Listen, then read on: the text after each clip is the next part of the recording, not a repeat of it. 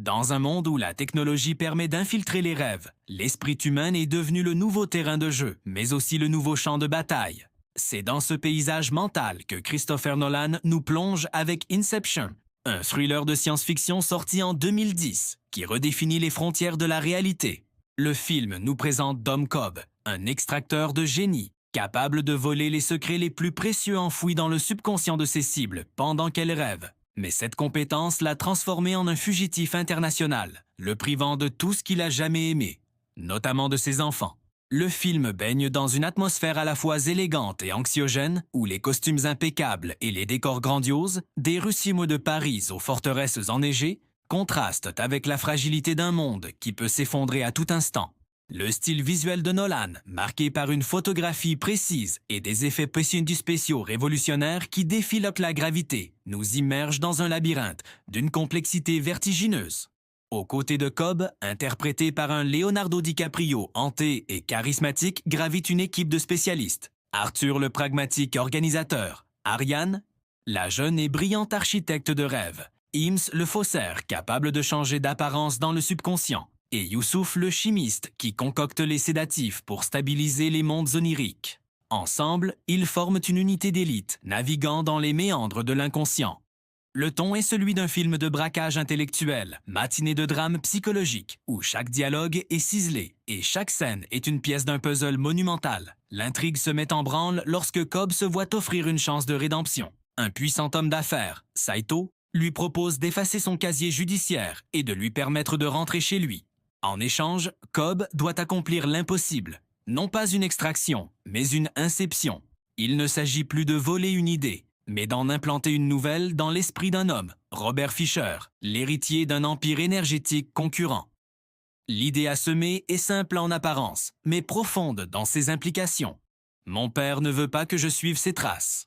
Pour réussir cette manipulation mentale d'une délicatesse extrême, l'équipe doit construire un rêve partagé, une architecture de l'esprit composée de plusieurs niveaux de profondeur, emboîtés les uns dans les autres comme des poupées russes. Chaque niveau de rêve ralentit le temps par rapport au précédent. Quelques minutes dans la réalité peuvent devenir des heures, des jours, voire des années dans les couches les plus profondes du subconscient. L'opération se déroule à bord d'un vol long courrier, offrant une fenêtre de 10 heures dans le monde réel, un temps qui sera démultiplié dans les limbes de l'esprit de Fisher. Le premier niveau est une ville sous une pluie battante, où l'équipe kidnappe Fisher pour lui suggérer des doutes sur son héritage. Le deuxième niveau se situe dans un hôtel de luxe, où il tente de le convaincre qu'il est capable de penser par lui-même. Le troisième niveau est un hôpital fortifié dans une montagne enneigée, le sanctuaire de l'inconscient de Fisher, où ils doivent atteindre son coffre-fort mental. Mais l'entreprise est périlleuse.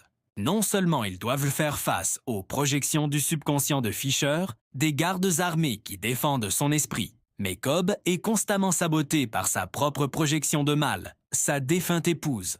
Figure tragique et menaçante, elle apparaît à chaque niveau pour faire échouer la mission et tenter de retenir Cobb prisonnier de ses propres souvenirs et de sa culpabilité. Le voyage à travers les strates de l'esprit devient une course contre la montre haletante, où chaque erreur dans un niveau a des répercussions catastrophiques sur les autres, et où la mort dans le rêve peut conduire à un état de conscience perdu, un vide infini appelé les limbes. Au-delà de son intrigue de film de casse sophistiqué, Inception est une méditation profonde sur la nature de la réalité et le pouvoir de l'esprit. Le film explore avec brio la frontière floue entre ce que nous vivons et ce que nous rêvons, posant une question fondamentale. Si un monde onirique peut être plus satisfaisant que la réalité, pourquoi ne pas y rester? Cette interrogation est incarnée par le personnage de Cobb, dont le désir de retrouver ses enfants se heurte à la tentation de se perdre dans un monde où il peut encore être avec sa femme. La culpabilité est l'autre moteur du récit. Cobb est rongé par le remords d'avoir par le passé pratiqué une inception sur Mal, la persuadant que son monde n'était pas réel, une idée qui a fini par la consumer même après leur retour dans la réalité et l'a conduite au suicide. Son voyage dans l'esprit de Fisher est donc aussi un voyage introspectif, une confrontation avec ses propres démons et un chemin vers l'absolution. Chaque niveau de rêve symbolise une couche de notre psyché, le conscient, le subconscient et les recoins les plus profonds de l'inconscient où résident nos peurs et nos désirs les plus refoulés. L'architecture des rêves capable de plier les villes sur elles-mêmes ou d'ignorer les lois de la physique, devient une métaphore visuelle de la toute-puissance de la pensée créatrice. Le film suggère que nos idées, une fois plantées, peuvent grandir pour définir notre réalité, se propageant comme un virus. C'est à la fois une promesse et un avertissement. Le message final du film est subtil et ouvert à l'interprétation, cristallisé par la scène emblématique de la toupie. Cet objet, le totem de Cobb, lui permet de distinguer le rêve de la réalité. Si elle tombe, il est dans le monde réel. Si elle tourne indéfiniment, il est dans un rêve. Car après tout, quelle est l'idée la plus résistante et la plus contagieuse? C'est de savoir si vous êtes en train de rêver.